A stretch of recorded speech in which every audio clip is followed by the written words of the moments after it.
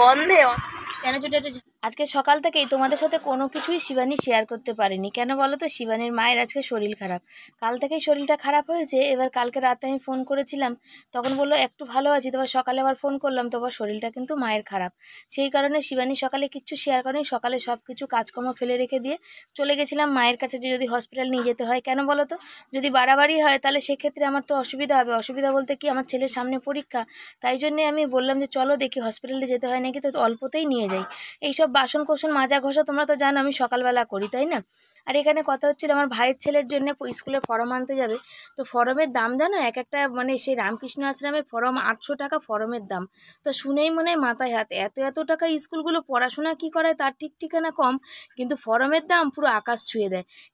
আমার ছেলে যে স্কুলে আগে পড়তো সেই স্কুলে ফর্মের দাম এখন 200 টাকা। তো ভাবতে পারো, মাইনা দিয়ে পড়ানো, তারপরে সব কিছু বই খাতা কেনা, আবার এই 200 টাকা করে ফর্ম কেনা। ভর্তি কটা বাচ্চা নেবে বা কত বাচ্চা হবে তার কোনো ঠিক ঠিকানা নেই, কিন্তু তোমাকে ফর্ম তো তুলতেই হবে। ভর্তি হোক বা না হোক, একটা স্কুলে তো তুললে হবে না, কটা স্কুলে তুলতে হবে। তাহলে ভাবো ফর্মে 2-3 হাজার টাকার ফর্ম তুলতে হবে। 800 টাকা, আবার এই 200 টাকা, আবার অন্য স্কুলের ফর্ম আছে সেখানে হয়তো 400-500 টাকা করে। তো এই হচ্ছে ব্যাপার। তো এখন সব জায়গাতেই না ব্যবসা শুরু হয়ে গেছে। আমাদের মতো গরিব মানুষরা যে কোন জায়গায় গিয়ে দাঁড়াবে তার কোনো ঠিক ঠিকানা নেই। না খেয়ে মনে মরতে হবে। আমি যাচ্ছি। শুভ দুপুর সবাইকে। সবাই কেমন আছো? আশা করি ভালো আছো, সুস্থ আছো। আমি শিবানী নতুন একটা ভিডিওতে সবাইকে অনেক স্বাগত দিয়ে শুরু করছি। আজকে সকাল থেকে তোমাদের সাথে কিচ্ছু শ্যুট করতে পারিনি, কিচ্ছু ভিডিও করতে পারিনি। বাড়িতে ছিলাম না বলতে মায়ের খুব শরীর খারাপ। মা কালকে রাত্রির থেকেই মায়ের শরীরটা খারাপ, সেই জন্য বাপের বাড়ি গেছিলাম। আর সকালেই গেছি, তখন 8:10-15 বাজে। তারপর কথা টথা বলতে করতে করতে এতটা দেরি হয়ে গেছে। আর ওয়েদারটা দেখো, আজকে রোদ্দুর ছিল, এখন রোদ্দুর নেই, বেশ ঠান্ডা ঠান্ডা একটু হাওয়া দিচ্ছে, বেশ ভালো লাগছে। এখনও রান্না বান্না বসানি, চাল টাল সব ধোয়া টোয়া রেডি করেছি। রান্না আজকে তাড়াতাড়ি হয়ে যাবে, সেদিকে কোনো চিন্তাও নেই। আর আমি কি করেছি দেখো, ধনেপাতা ধরে কদিন ধরে খুঁজছি। আজকে আসার পথে, বাবা জলটা খাও, ওই দোকানে ধনেপাতা পেয়েছি। এই একটা গাছ ধনেপাতা দিয়েছে, 5 টাকা নিয়েছে। এক গাছ ধনেপাতা মানে একটা তরকারিতে দিলেই ধনেপাতাটা শেষ, বুঝেছো? তো একটা গাছ ধনেপাতা 5 টাকা নিয়েছে। তা আমাকে বলছে দিদি তোমাকে আমি 4 গ্রাম বেশি দিলাম। ভাবা যায়? ওই জন্য আমার এখান থেকে বাজার করতে ইচ্ছা করে না। এখান থেকে ওই থেকে আবার রেল বাজারে ঠিক আছে, কি সুন্দর 5 টাকার ধনেপাতা অনেকটা দেয়, যাতে 2টো তরকারি হবে। 2টো তরকারি হয়, কিন্তু এখানে দিলে একটা তরকারিও তোমার হবে না। তো কি করা যাবে? এখানে কি বার করেছি চলো তোমাদের সাথে দেখাই। আমার আবার দেখে দেখে পা ফেলতে হয়, তো এখানে সব উলট পালট হয়ে আছে। তো নাহলে একটা কিছুতে পা দেবো, দেখবো আমিও পড়েছি, আমার ফোনও পড়ে গেছে, আর জিনিসপত্র সব উল্টিয়ে গেছে। এখন এসেছি অনেকক্ষণই, তো ভিডিওগুলো আপলোড দিলাম, সকালে দিতে পারিনি, নেটের ব্যবস্থা নেই। আজকে হয়ে গেল সোয়াবিন বানিয়ে সোয়াবিনটা বার করতে বললাম ছেলেকে। আর এই যে তেলের প্যাকেট বার করলাম, তেলটা বারন্ত, ওই কোটোতে তেল নেই। আর হচ্ছে সোয়াবিন बनेगा, पेपर तरकारी होगा, আর হচ্ছে पेपर का चटनी होगा, पपियो का चटनी बनेगा। अब उसके लिए हम इमली ले आए, इमली से बनेगा। पता नहीं आज बनेगा कि नहीं, लेकिन सोच रहा है कि अब आज बना दे। तो अभी 2 दिन से मेरा बेटा बोल रहा है कि चटनी बनाओ पपिया का चटनी बनाओ। तो अभी सोच रहा है कि बना दे। তো কেমন লাগলো হিন্দিটা একটু কমেন্ট করে জানিও। আর হচ্ছে এইখানে যে চাল জল দিয়েছি, তোমরা বলেছো যে দিদি তুমি একটু হিন্দিতে একটা ব্লগ করো। আগে বলেছিলে, কিন্তু আমি সত্যি কথা বলতে কি বলো, বাংলা বলে অভ্যস্ত, তো হিন্দি আমি পারি। তারপর দেখা যাবে হিন্দি বলতে বলতে কোথাও বাংলা বলে ফেলেছি, বুঝেছো? তো সেই জন্য আর আমি মানে ওটা ট্রাই করি না। বাবা পেঁপে আর ওই টমেটো দাও। আর চলো, নিরামিষের তো আমার আর এক জ্বালা, এদিকটা এদিকে টানতে হবে, এদিকেটা এদিকে টানতে হবে, দুদিকে টানতে হবে। ভিডিও ভয়েস দিলাম, ভিডিও আপলোড দিলাম, এখন ভিডিও সেভ করব, ভিডিও আপলোড দেবো, শর্ট ভিডিও ছাড়লাম। তো এই সব হচ্ছে আর চলছে। আর ছেলের হচ্ছে পরীক্ষা, আজকে পরীক্ষার খাতা বেরিয়েছে, সমস্যা হয়ে গেছে। ছেলের ক্যালকুলেটর নিয়ে যেতে পারবে না পরীক্ষায়, ওটা সব থেকে ওর বেশি সমস্যা হয়ে গেছে। ওর বলে না, সমস্ত বাচ্চারই মানে সমস্যা হয়েছে। সবাই এই দিকে এই ঝামেলায় পড়ে আছে। তো দেখা যাক। তো চলো সাথে থাকো, রান্না বান্না পাকানা শুরু করতে হয়। চলো বলে আসলাম যে ডাল করো পাতলা করে।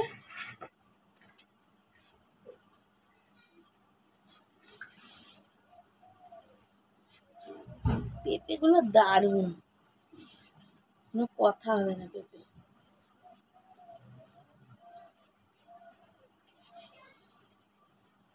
ডাল দিয়ে চটকে ভাত খাও। আমি আবার বলছি যে তোমাকে আমি আবার আসলাম যে আগের বারের মতো আবার হসপিটালে ভর্তি করতে না হয়, সেই জন্য যে অল্পতে যাবে না, তারপর বাড়াবাড়ি হয়ে যাবে।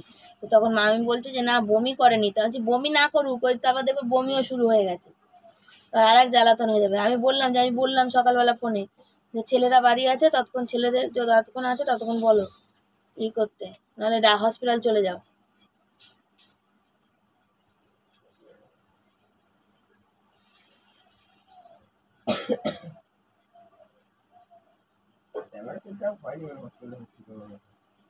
এর আগের বারও তো সেরকমই ছিল, তারপর দেখতে গিয়ে তো আবার হঠাৎ করে এরকম বাড়াবাড়ি হয়ে গেল। এখন হচ্ছে বয়স হয়েছে না, বয়স হলে তখন একটু শরীর খারাপ হলেই ডাক্তারখানা চলে যাওয়া উচিত। মা বাড়ি তো কী করবে, আমি বললাম চলো আমার সাথে আমাদের বাড়ি। বলছে না মনে যাবো না, তোর ভাড়া বাড়িতে ওখানে অসুবিধা, আমার নিজের বাড়িতে বারবার পটি যাচ্ছি ঠিক আছে, কিন্তু তোর ভাড়া বাড়িতে তোর কষ্ট আমারও কষ্ট। তা আমার তো তোলা জল জানো, রোদে তো ট্যাঙ্কির জল, সেই জন্য আমার সাথে আসলো না। আমি বললাম যে আজকে আমি একদম হালকা পাতলা রান্না করব, নিরামিষ রান্না করব, চলো না আমার সাথে থাকবে, আবার রান্না বান্না। তো তাই জন্য বললাম তুমি পাতলা করে ডাল করো, নলে জানো তো জানি ডাল খেতে নেই, ডাল খেলে না গ্যাস হয়, কিন্তু কিছু ওনার ভাল লাগছে না। দেখবে একসময় শরীর খারাপ থাকলে কিছু ভাল লাগে না। বড় ভাইয়ের বউ মাছের ঝোল দিয়েছে, তাহলে যে জ্যান্ত মাছের ঝোল দিয়েছে ওটা দিয়ে নাহলে ভাত খাও। বড় ভাইয়ের বউ হালকা পাতলা করে রান্না করে। তো চলো দেখা যাক কি করে, ফোন করবো।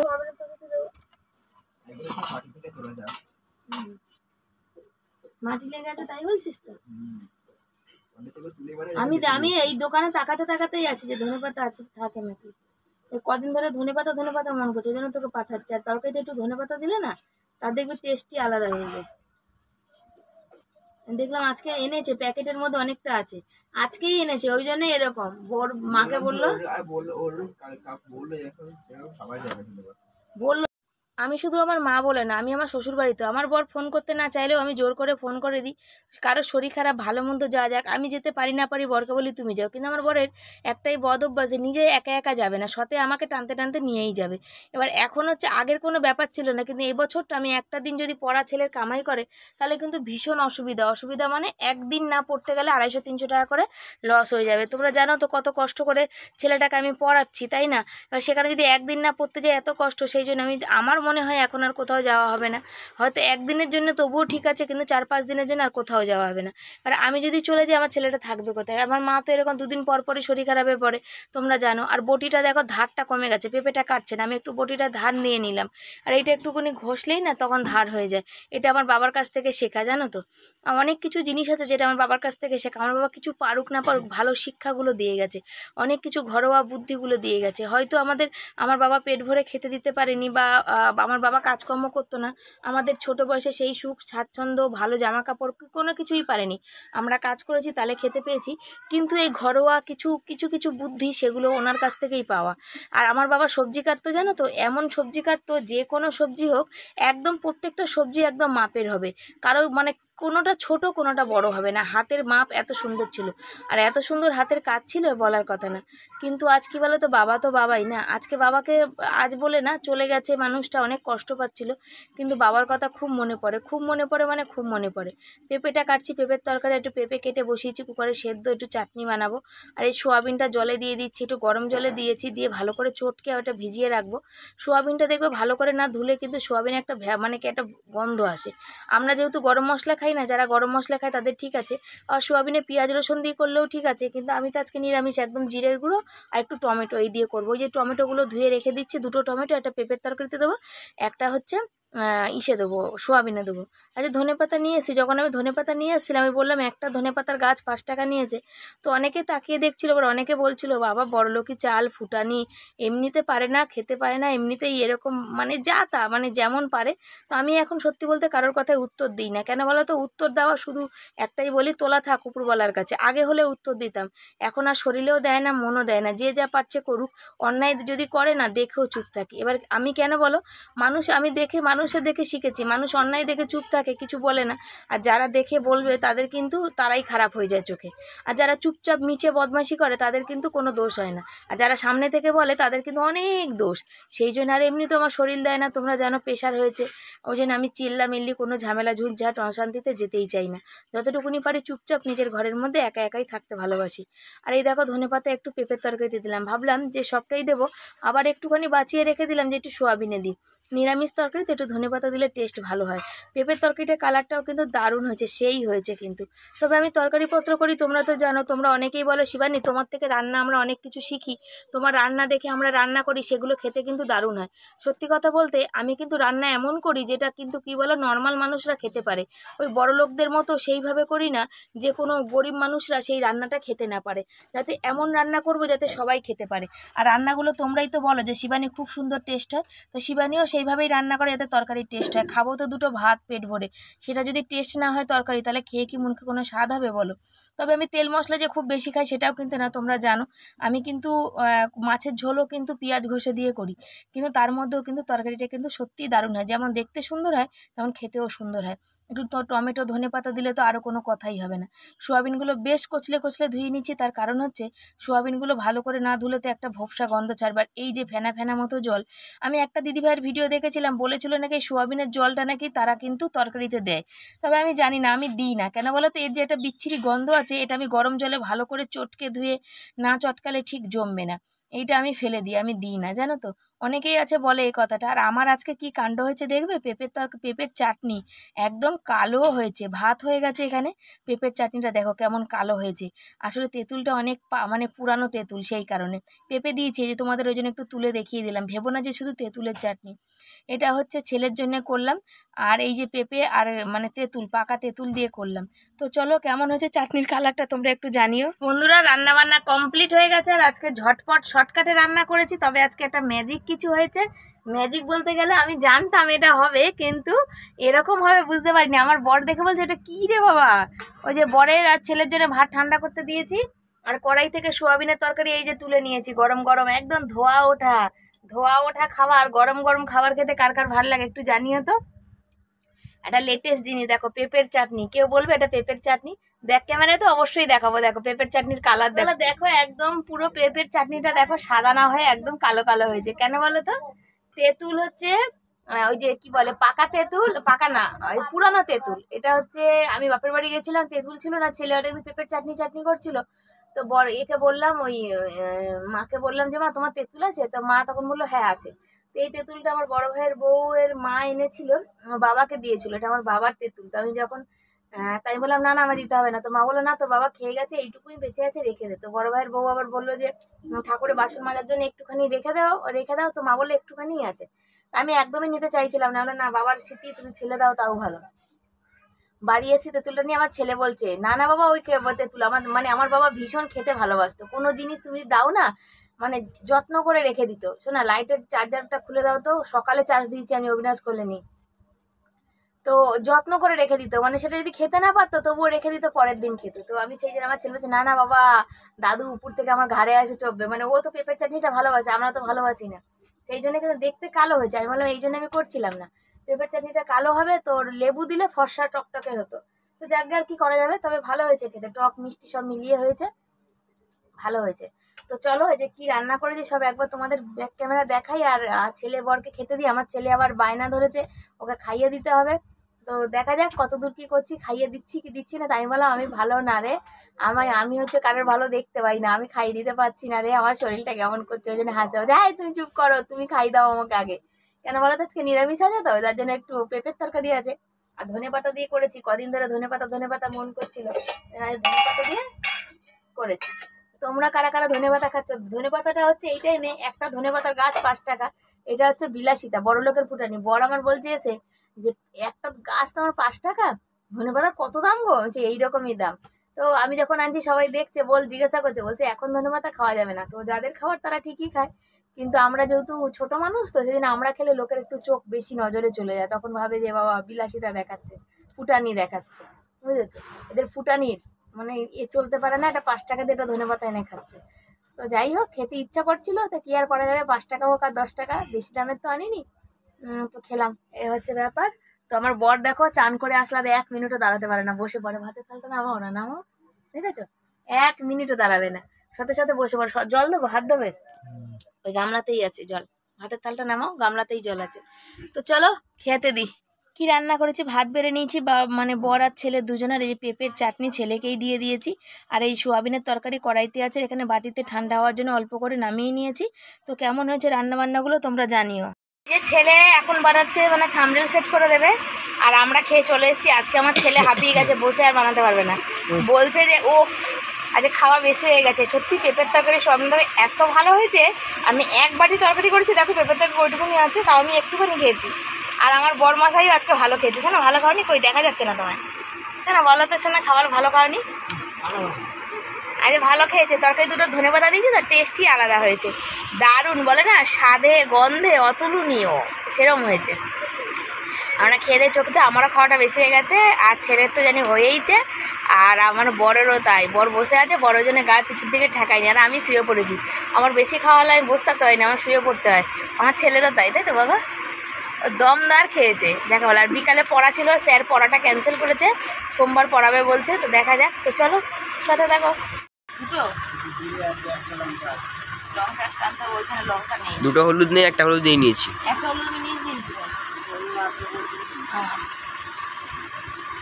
আজকে নিয়েছে কিন্তু তাই বললাম আমি, আবার এখন দেখলো তো, আরে আলাদা কথা।